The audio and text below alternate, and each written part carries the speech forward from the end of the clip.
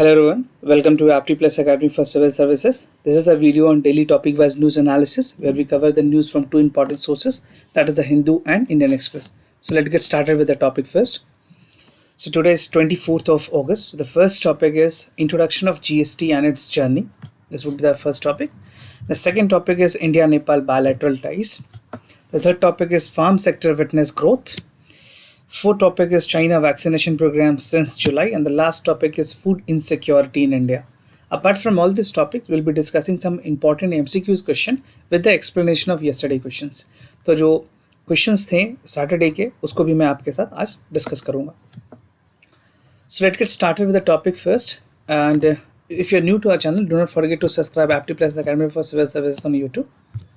So the first topic is the introduction of GST and its journey. This is by Nirmala Sitharaman. And this is more kind of a tribute to Arun Jaitley, who is considered to be the backbone behind the GST reforms. So she has made a contribution to him, how he has formulated the GST and what are the impacts the GST has done to the Indian economy.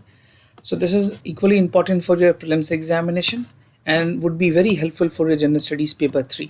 Paper 3 में direct सवाल GST से related पूछे जा सकते हैं. So first, the introduction of the GST was a major reform in the Indian economy. July 1st, 2017 को introduce की गई थी इंडियन मार्केट में, जहाँ पे एक कंप्लाइंसेस के लेकर के काफ़ी इश्यूज थी. तो जो GST थी that help in a multiple way. उसकी जो कोशिश की गई थी GST के थ्रू चीज़ों को चेंज करने की. तो the first was inter state barrier disappear. जो भी इंटर स्टेट बैरियर थी उसको ख़त्म करने के लिए GST लाई गई थी. The second was for the multiple taxes that was substitute to the one. जैसा इसका नाम है GST का, वन नेशन वन टैक्स, आपको पता होगा ये this is the tagline. So it's substitute some of the major taxes to the one. जो डबल टैक्सेशन थी that was eliminated through the GST. And last would be the cascading effect of the taxes that got mitigated. So जो cascading effect थे tax के लेकर के, उसमें भी बहुत सारी सुधार की गई, बहुत सारी चीज़ों को ख़त्म किया गया. So date would be important for you. It is July 1st, 2017. Now, how did the GST do so? मतलब क्या क्या चीज़ें GST ने की हैं, क्या क्या कहाँ कहाँ परिवर्तन की गई, what are the changes that has been made? So first and the foremost that the GST has subsumed 17 different taxes and 13 cess. जो 17 अलग अलग तरह के टैक्स थे और 13 जो सेस थे उनको एक में क्लब कर दिया गया, राइट.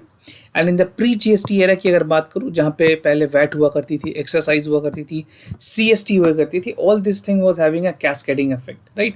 और 31% ऑफ द टैक्स पे were on the average for the consumer.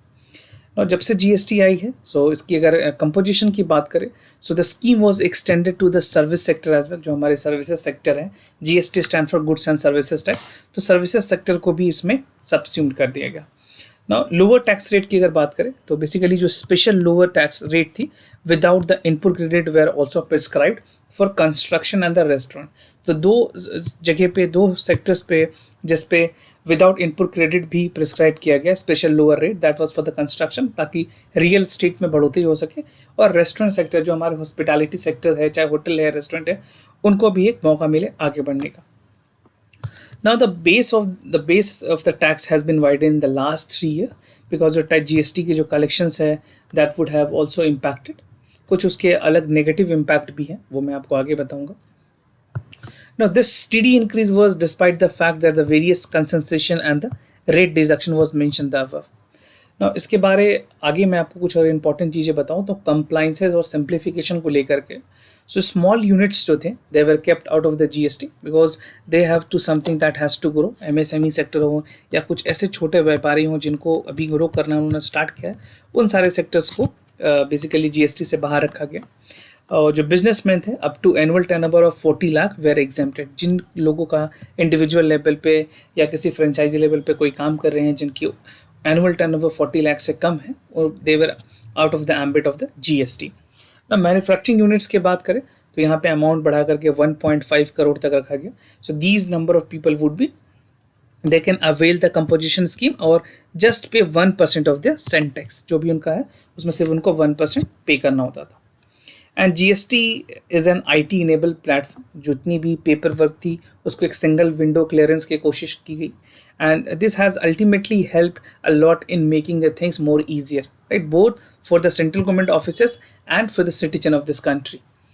And accounting and billing software also provided free to the small taxpayer. जो भी छोटे टैक्स पेयर थे उनको कुछ सॉफ्टवेयर की मदद होनी चाहिए गवर्नमेंट की तरफ से, चाहे बिलिंग सॉफ्टवेयर हो, वो सारी चीज़ें फ्री की गई ताकि जो जीएसटी के जो कंप्लाइंसेस हैं, जो रूल्स है, रेगुलेशन है, उसको पूरी तरह से इम्प्लीमेंट किया जा सके। नो जीएसटी की क्या इम्पैक्ट रही एग्रीकल्चर सेक्टर में, कुछ डिटेल 2-3 सेक्टर पे इसके इम्पैक्ट बताए गए, तो मैं आपको एक एक करके बताऊंगा। सबसे पहले बात करें एग्रीकल्चर की, तो एक सब्सटैंशियल कंसेशन देखी गई एग्रीकल्चर सेक्टर पे। एग्रीकल्चर इनपुट थी जैसे कि फर्टिलाइजर्स हैं, machinery have seen considerable reduction rate. Other inputs की अगर बात करें, कैटल, पोल्ट्री, एक्वेटिक फीड्स थे, वहाँ पे जो रेट्स थी वो ऑलमोस्ट निल रखी गई थी। नाउ एग्रीकल्चर प्रोड्यूस की अगर बात करें, जिस तरह से वेजिटेबल्स हैं, फ्रूट्स हैं, फ्लावर्स हैं, फूड ग्रेन्स हैं, they were completely exempted through the goods and services tax. Dairy products में milk, curd, lassi, buttermilk, they were also completely exempted from the GST. सो ये आपके पीटी के लिए कई बार objective question point of view से इंपॉर्टेंट है। और जो माइनर फॉरेस्ट प्रोड्यूस थे, they like lac, shellac, sisal leaves were also exempted. Cotton, silk की अगर बात करें, cocoon, raw silk, wool, jute, they were also on the nil rated. और ये सब चीज़ों पे जितने पे अभी नील रेट की गई है, जो चीज़ें एग्जेम्प्टेड थी, इन पे पहले 5% का स्लैब था। So this is the reform which has help many sectors and many people who are concern with this business. उन लोगों को काफ़ी मदद मिली है। नाउ जीएसटी और एमएसएमई की बात करें, जो हमारे micro, small and medium enterprises हैं, उन्होंने कंसिस्टेंटली रिसीव्ड क्या sensitive treatment under the GST. जैसा मैंने आपको बताया, 1.5 करोड़ तक के लिए सिर्फ 1% उनको देना हो रहा था। And the slab of the 7 time has been brought down to 28% from 12%, while the tax on the other 6 come down to 5% from 28%. जहाँ पहले 28% थी, now this has reduced to 12%, and the 28% has now reduced to 5%. Right, धीरे धीरे gradually फिर उसको कम किया गया। Restaurant, amusement park, catering services, online education journals, they were also varying the level of the reductions. तो धीरे धीरे करके सारे चीज़ों में गवर्नमेंट ने रिडक्शन किया, क्योंकि इनिशियली आपने देखा वो जो जीएसटी की स्लैब्स थी, दैट वर प्रीटी हाई। तो after some criticism and after the restudy of understanding the things, the government has drastically reduce the percentage. Now coming to the GST council, अगर हम GST की बात करें तो GST council के बारे में जानना भी बहुत ज़रूरी है। एक कॉन्स्टिट्यूशनल बॉडी है जो कि आर्टिकल 279A के थ्रू कॉन्स्टिट्यूट की गई। इनकी जो रिकमेंडेशन होती है वो union government and both for the state government कि किस तरह से जो जीएसटी है that should be introduced. 101 amendment के थ्रू इसको लाया गया। तो council has 40 meeting till date. अगर बात करें अभी इस तक की 2020 तक, तो 40 मीटिंग हो चुकी है। कंपनसेशन सेक्स कलेक्शन, वो फाइनेंशियल ईयर अगर 2019 की बात करें, 1920 की बात करें, so if they were delayed because to the some state, कोविड-19 को ध्यान में रखते हुए या कोविड-19 के कारण बहुत सारे स्टेट्स को जो सेक्स कलेक्शन मिलनी थी जीएसटी के, वो नहीं मिली है।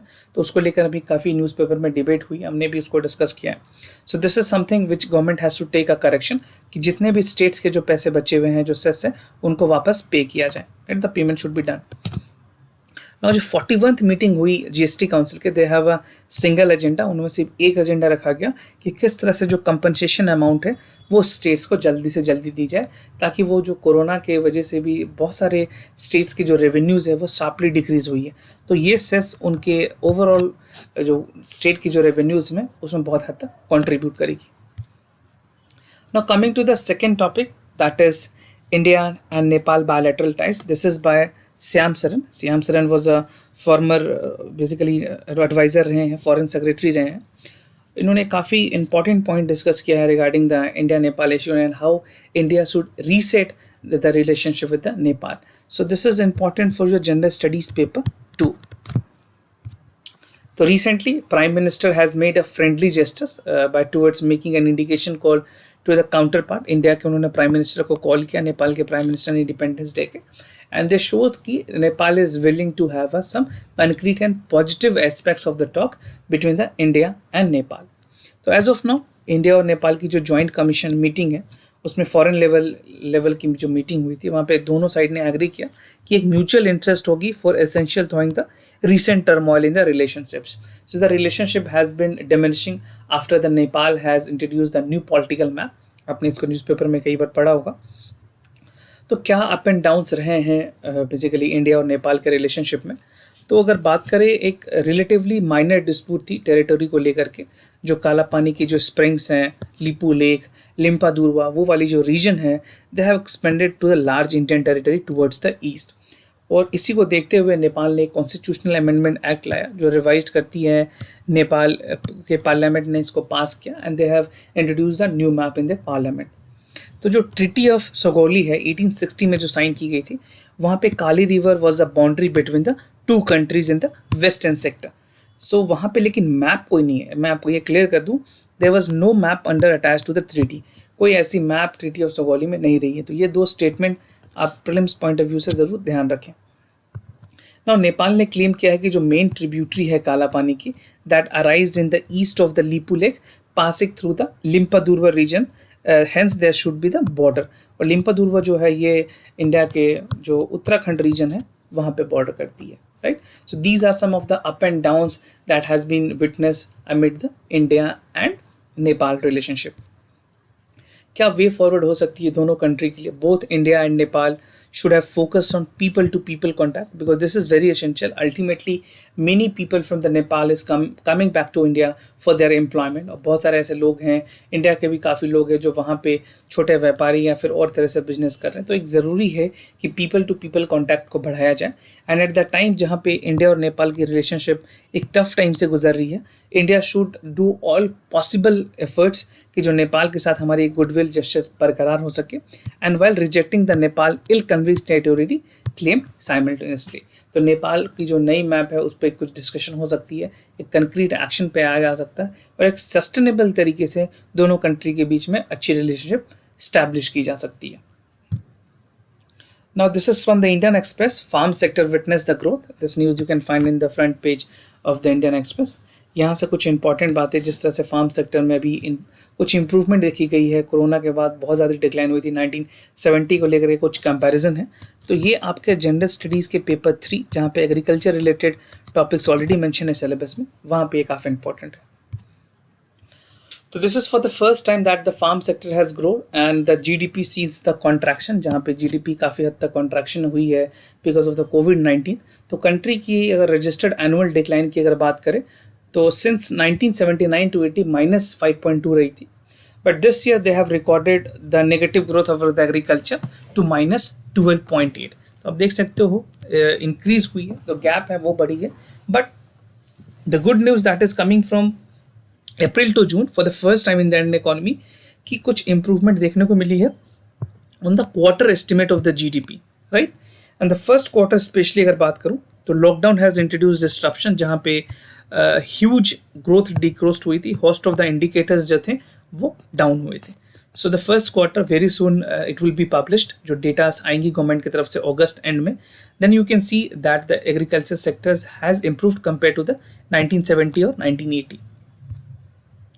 नाउ कंट्रीब्यूशन की बात करें, कौन कौन से जगह पे काफ़ी हद तक अच्छी इंप्रूवमेंट देखी गई है। So the first is the crops that include fruits and vegetables. So they रफली account for 56% of the gross value. Total agriculture में 56% की कॉन्ट्रीब्यूशन है। लाइवलीहुड प्रोड्यूस की बात करें तो दिस कॉन्ट्रीब्यूट 29%। फॉरेस्ट्री, जो हमारी फॉरेस्ट्री और फिशरीज है, दे account for 15% in total. So the entire farm sector has estimated 14.6 share of the Indian GDP constant price from 1920. So this is something a positive note.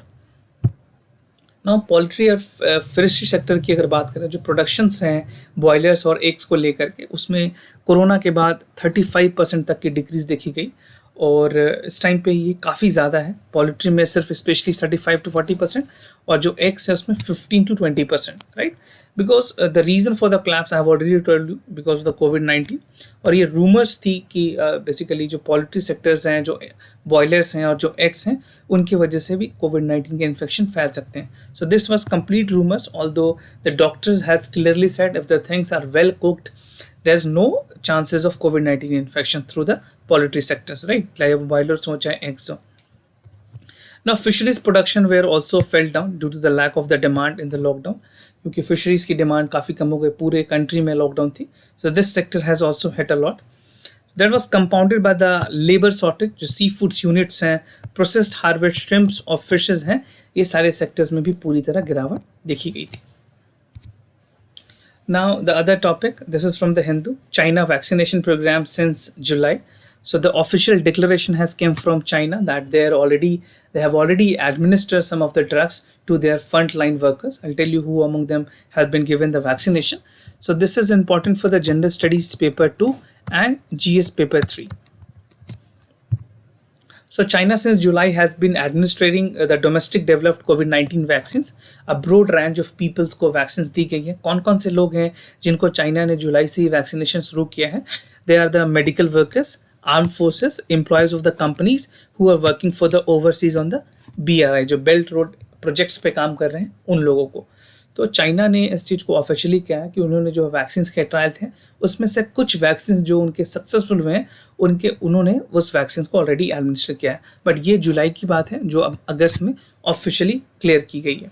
So the vaccine are been administered to the 2 doses, 2 doses में दी गई हैं. And the second was given 1 month after the first shot. Right, there is a gap of 1 month. Now China vaccine trial status की अगर बात करें, जिस तरह से उनकी वैक्सीन चल रही हैं, सो क्लिनिकल स्टेजेस में थी. No one have far approved by the market में कोई चीज़ें चाइना में भी नहीं आई है, but they are administrating some of the drugs to their most front line worker, military के जो सर्विसेज हैं उन्होंने अपने ऑफिशियल लेवल पे इंटरनली लोगों को दिया है. And some of the vaccine है however been administered through the urgent use. तो चाइना का कहना है कि जो अर्जेंट यूज बेसिस है उसको क्राइटेरिया रखते हुए ही they have administered some of the vaccine to the people. Right, उसके बाद एडिनो वायरस कोविड-19 जो वैक्सीन है चाइना ने इसको डेवलप किया है. इसको एडिनो वायरस वैक्सीन के नाम से जानते हैं. This is a vector borne candidate from first in the China. और वर्ल्ड में इन्होंने डिस्क्लोज किया देयर क्लिनिकल ट्रायल्स जो हैं एक अच्छी इम्यून रिस्पॉन्स दिखा रही है. अभी इनके जो क्लिनिकल ट्रायल है वो फेज 2 में ही है. They are still in the phase 2. Let's see when they are coming into the phase 3. Once they reaches the phase 3 there would be the mass production in the China for the other country as well as internally for the China itself. Right. Now the last topic is food insecurity in India. This is by Vaishali Bansal. She is a research scholar for Center for Economic Studies Planning at Jawaharlal Nehru University. So यहाँ पे बातें की गई है किस तरह से food की जो इनसिक्योरिटी है वो इंडिया में काफ़ी ज़्यादा बड़ी है और इसको किस तरह से ओवरकम किया जा सकता है. तो ये एक एनालिटिकल क्वेश्चन है जो आपके सिर्फ मेंस के लिए इंपॉर्टेंट है. And that again to in the section of general studies paper 3 जहाँ पे फूड सिक्योरिटी की टॉपिक ऑलरेडी सिलेबस में मेंशन है. Now data from the latest state of the food security nutritional world report जो है Sophie जिसको कहते हैं, ये हमने ऑलरेडी पहले भी डिस्कस किया हुआ है, बट यहाँ पे उस कंटेक्स्ट में चीज़ें बताई गई, इस वजह से मैं आपको रिपीट कर रहा हूँ. तो इनका कहना है कि India as a country with the largest population of food insecure people. विश्व में सबसे ज़्यादा फूड इनसिक्योरिटी अगर किसी देश में है तो वो है India.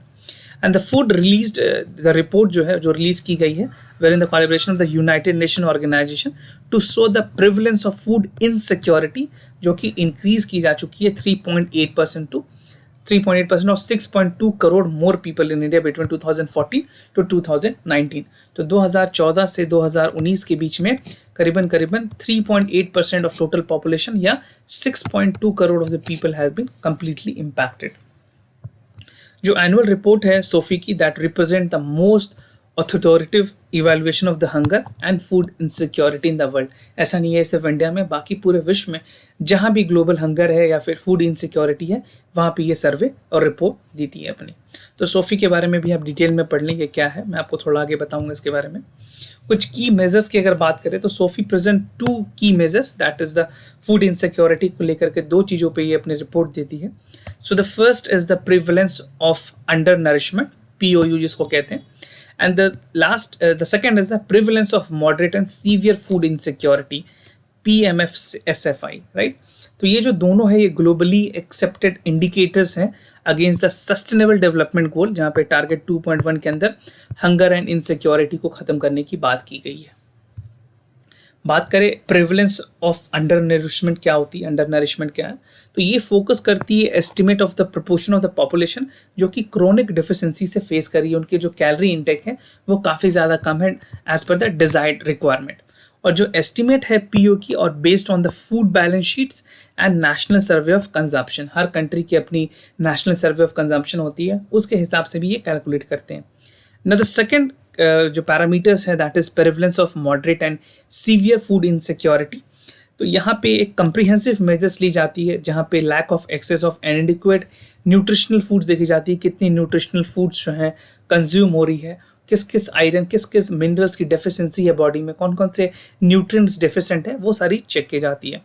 And it is based on the annual survey collected on the experiment from the food insecurity, जैसे कि फूड शॉर्टेजेस हो गई, skipping the meals, changing the diversity of the food because of the lack of the resources, right. तो ये दो इनके criteria हैं, दो पैरामीटर्स हैं जिसके कुछ की कंपोनेंट्स मैंने आपको बताए. ना बात करें इंडिया की पॉपुलेशन की, तो ये एस्टिमेट है कि 7.8% of the population is suffering from moderate to severe food insecurity. This is the data of 2014 and 16 और ये proportion बढ़ के 2017-19 में have come to 31.6%. So the number of the food insecure people has grown by 42.65 crore in 2014-16 और ये फिर 17-19 में it is 48.86 crore. This number might not be important for you, पर यह परसेंटेज का जो ग्राफ है वो ज़रूर याद रखें क्योंकि आपके मेंस के लिए काफ़ी ज़्यादा काम आ सकती है as a fodder point. And India account for the highest global burden of food insecurity at 22% 2017 and 19, right. So this is something which is coming from the official data. The food security को लेकर के ये कुछ official data है जो आपके exam के लिए काफ़ी रेलिवेंट है. ना कुछ इंपॉर्टेंट कंसर्न्स बताए गए हैं, जैसे नेशनल सैंपल सर्वे ऑफिस है, उनकी जो कंजप्शन एक्सपेंडिचर है 17-18 को लेकर के, वहाँ से that is not released, that should be released कि क्या डेटा एक्चुअल इंडिया में है. उसके अलावा it has become untenable for the India because large growing disparity between the supply side and data coming from the consumption survey. अभी भी आपने recent में देखा होगा जो पीडीएस है उसमें काफ़ी ज़्यादा लूप होल्स हैं. पीडीएस डिस्ट्रीब्यूशन सिस्टम में लोगों को जो एक्चुअल बेनिफिशरीज है they are not getting, the things are getting blacked in the market. So it is very essential कि इस तरह के डेटा रिलीज़ किए जाएँ सरकार की तरफ से. And the food insecurity is a clear indicator of the overall economic distress. जो भी किसी इकोनॉमी में किस तरह की एग्रीगेरियन क्राइसिस है, कौन से सेक्टर इम्पैक्टेड है, जो एम्प्लॉयमेंट की जो रेट है वो कितनी अपॉर्चुनिटीज़ कम हुई है, ये सारी चीज़ों को ये मेज़र करती है. And it is widely believe that जो डीमोनेटाइजेशन जो हुई और जिसमें गुड एंड सर्विसेज टैक्सेस भी इंक्लूड है, ये दो कारण थे जहाँ पे इकोनॉमिक डिस्ट्रेस काफ़ी ज़्यादा हाई हुई है. अभी मैंने आपको बताया था जीएसटी से क्या क्या फ़ायदे हुए हैं, पर जीएसटी के जो रिपरकशन है वो इंडियन इकोनॉमी में भी काफ़ी हाई है, खास करके छोटे वेंडर्स और छोटे बिजनेसमैन के लिए. Now coming to the conclusion, so the estimate of the prevalence of the moderate and severe food insecurity, they provide a baseline for the estimate of the situation before the COVID-19 pandemic. और ये बहुत ही critical होगा जो कि हमारे national survey on food insecurity वो access करे कि क्या कोविड-19 के बाद जो इम्पैक्ट हुई है फूड सिक्योरिटी को लेकर के वो किस सेक्शन ऑफ पॉपुलेशन को सबसे ज़्यादा इम्पैक्ट की और हमें कहाँ ध्यान देने की ज़रूरत है. So this will help government to provide a road map and a guideline to work upon it, right? And a transparent survey is needed to gauge the real situation of food insecurity and then implement measures to tackle it at the earliest. तो ये कुछ concrete measures हो सकते हैं सरकार के लिए जो वो आगे रोड मैप बना करके implement कर पाएगी, right? So this is the concluding part. And coming to the answers, basically जो कल के सवाल थे उसके मैं आंसर्स आपको बता दूं, सैटरडे के जो क्वेश्चंस थे. So the first question के जो ऑप्शन है that is C, that the commercial paper is a short-term capital requirement available at lower than the bank rate, and a major benefit of the commercial paper is that it does not need to be registered with the Security and Exchange Commission along it mature in the 9 month or 270 days at the very cost effective means of financing. This is the first question. Now the second question के option B correct है, that is C. Now today's MCQs, let's start with the first question. So this is from the static portion of the polity. Consider the following statement: the president can resign from the office anytime by addressing the resignation to the chairman of the Raj Sabha, and the president hold office beyond the term of 5 years. This is the easy question, and you might have find this question somewhere also. So आपको बताना है कौन कौन से correct option है, A, B, C या फिर D. So whatever you feel is the correct answer, you can let us know in the comments down below. Now coming to the second question of the geography, with reference to cyclonic rainfall, consider the following statement. It is a common in equatorial region and the wind blow from all sides toward the center of the low pressures, right? So you need to be thorough with the concept of the cyclonic rainfall, then only you can able to answer this question. So just let me know what is the correct options, A, B, C or D, right? You can write your answers in the comment section down below. And if you have any other concern, do let us know. We'll be more than happy to assist you. For time being, I'm signing off. Wish you all the best. Stay home, stay safe. Thank you so much.